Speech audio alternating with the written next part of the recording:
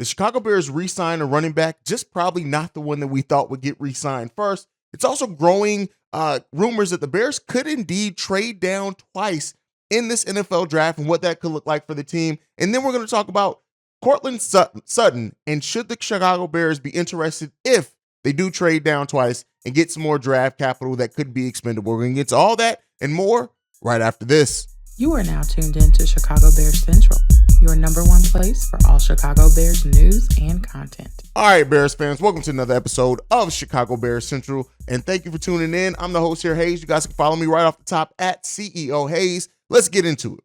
So the Chicago Bears have re-signed fullback Khari Blasingame to a 2-year contract extension. Now, and while Khari Blasingame didn't necessarily register any stats that eye pop or for the people who, stat watch, he's not necessarily the player that's going to stand out to you, but he was highly important in the Chicago Bears blocking game and especially in the run blocking. When you look at what he was able to do, how he's able to contribute to David Montgomery and Khalil Herbert having the seasons that they did. Again, nobody's putting it all on him, but he was a very big part of that. And the fact that Khari Blasingame was the first fullback signed by the team since 2018, he came in, he did some things. He didn't, like I said, didn't have these stats that, casual people kind of look out for and that stand out to them, but he definitely was a big part of that running game and the success that the Chicago Bears had. So Khari Blasingame becomes one of the first signings of the Chicago Bears and, free agents within this team that gets an extension. So, we'll see what that means for the Chicago Bears as they go forward. I do think that it does show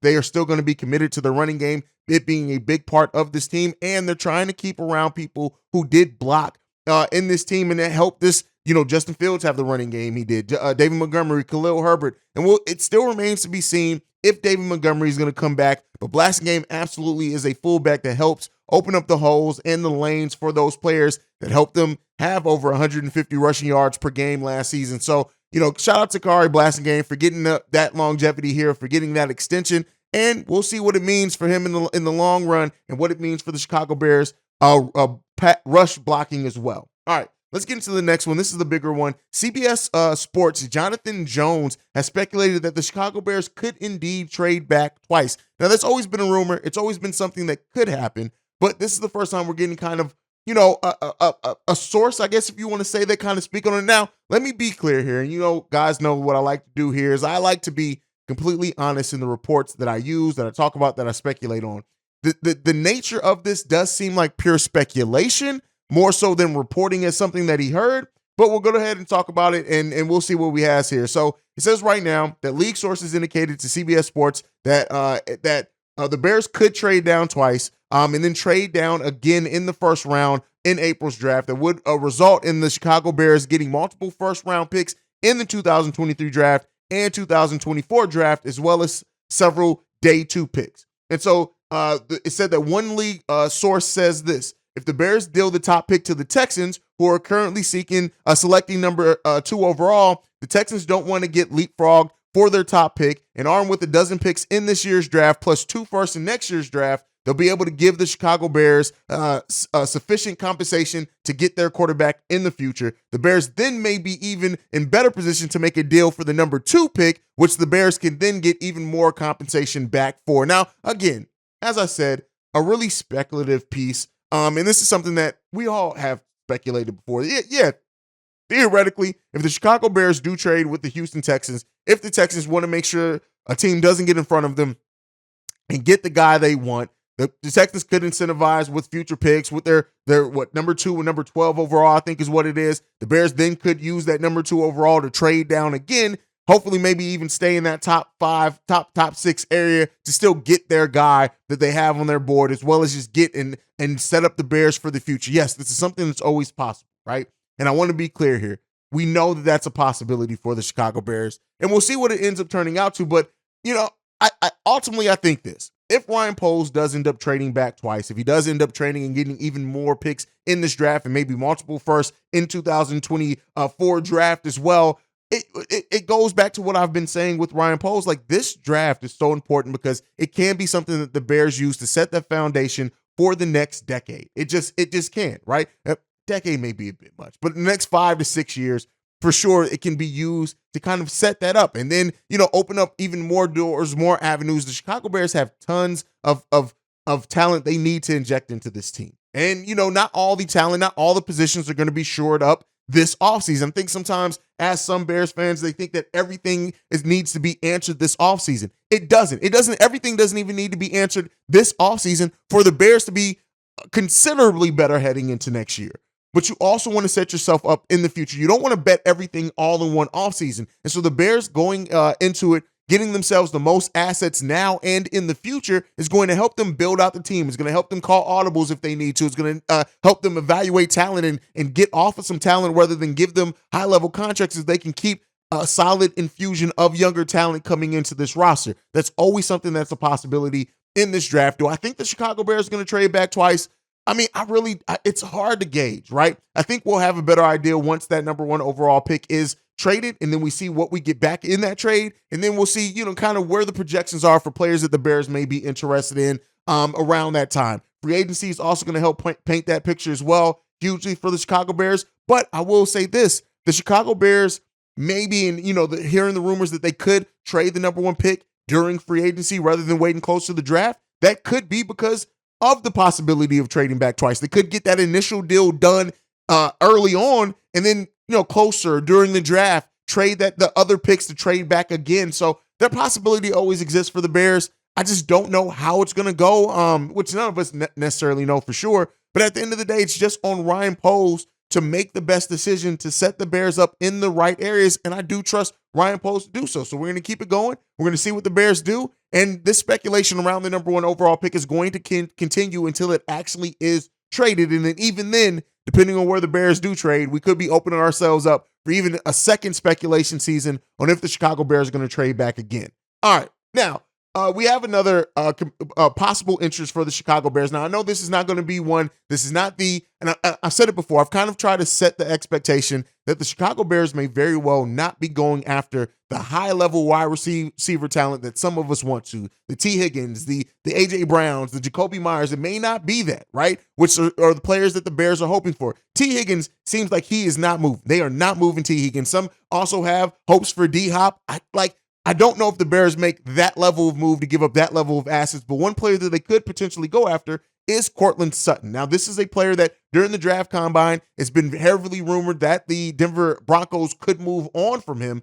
And one of the things with that is that, they save $14 million if they trade him post June 1st, right? And that doesn't mean that teams can't negotiate and things like that. But why this is so interesting for me that this rumor came out around the same time as the Bears trading back twice is that rather than the Bears give up a high-level pick in this draft, the Bears could use some of the extra assets they get back in trading back twice to trade for Courtland Sutton. Now, again, Courtland Sutton isn't a world beater. He's nothing like that. He is a solid wide receiver, 6'4", 216 pounds, only 27 years old, so he fits that timeline. There's some concern over do him and Chase Claypool, are they kind of redundant there? The way that I look at it, it's still an infusion of talent that the Chicago Bears do absolutely need. Last season, Courtland Sutton had 64 receptions for 829 yards, only 2 touchdowns, but he averaged 13 yards per reception, which was good enough for 36th overall in the NFL last season. Now, this is a guy who has had some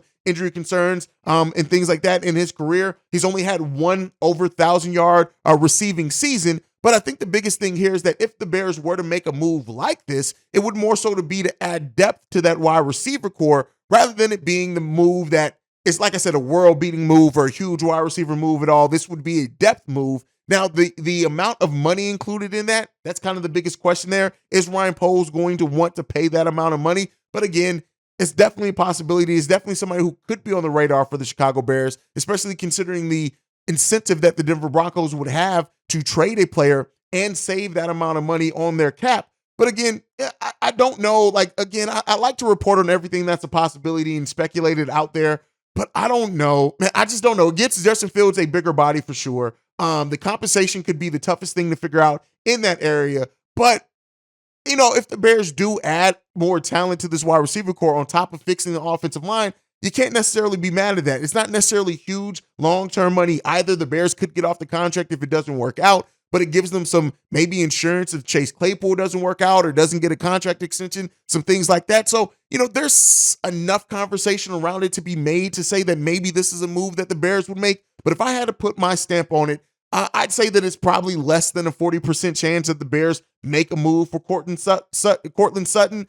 But where do things have happened? This is the NFL. Anything is possible. So I guess we'll see. Now, before we go, I do want to talk about, I like talking about these articles where it says the free agents that the Bears should sign. Now, this one comes from Jack McKessie, who actually wrote this article yesterday with 3 free agents that the Chicago Bears should sign in this free agency. And first one is Mike McGlinchey. This is somebody that we constantly talk about.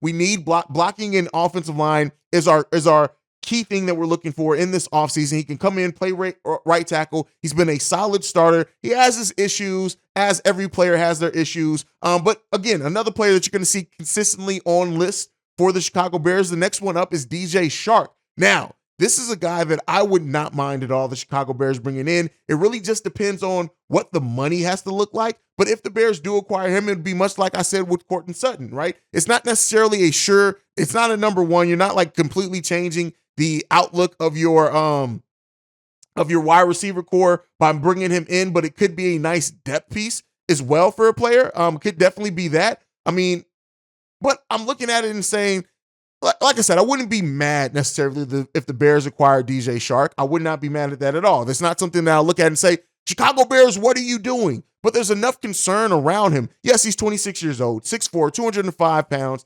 He's had 1,000-yard season as well. That was all the way back in 2019. He's had some injury concerns in there. The Bears could potentially get him for the cheap as well. You could be adding a potential high upside, low risk player depending on the contract that you can give him. Similar to what we were thinking we were going to get with N'Keal Harry.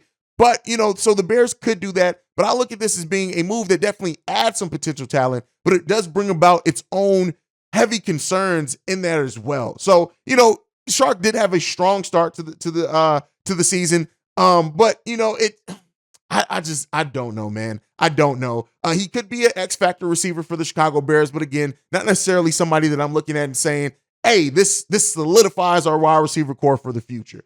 Next up on this list, they had Frank Clark. Now, this is a guy that we talked about before, an edge. We know what he can be in the pass rusher. Again, like I said in yesterday's episode, somebody who performs very well in the playoffs, not necessarily the best in the regular season, but if the Bears, depending on if they go heavy youth on that defensive line in the draft, things like that, could be a veteran piece, a stabilizing piece that you can bring in that's definitely better than a Travis Gibson, projects to be better than a Dominique Robinson, especially initially on. So that could be another player that they bring in. But again, as I said, bring the same things. Nothing's changed for me talking about him yesterday. It's kind of still, it's a mixed bag, right? And it's more positive than negative there. I will say that. But you still have to look at it and wonder, all right, man, what is it going to be? What is it going to be? So, free agent speculation is going to continue for the Chicago Bears all offseason. We're going to continue to watch it, monitor it here. One of the players I will say that I hope the Bears do look at in free agency is Darius Slayton. I really would love to add Darius Slayton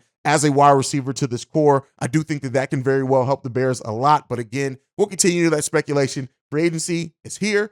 I'm sure the Bears are going to be making signings here sooner rather than later. And as those signings start trickling in, we'll be covering them right here on Chicago Bears Central. So make sure you hit that subscribe button. But that's it for me for today. Thank you so much for tuning in to today's episode, man. Make sure you're following the show at Shine Bears Central. You can send us any feedback, questions, comments, concerns, ChicagoBearsCentral@gmail.com. Lastly, if you want to leave a text message and or voicemail for our mailbag episodes going down tomorrow on Friday, the number to do so, 773-242-9336. We are the number one spot for everything Chicago Bears related. And like I like to end every episode on, bear down. Love you guys, y'all.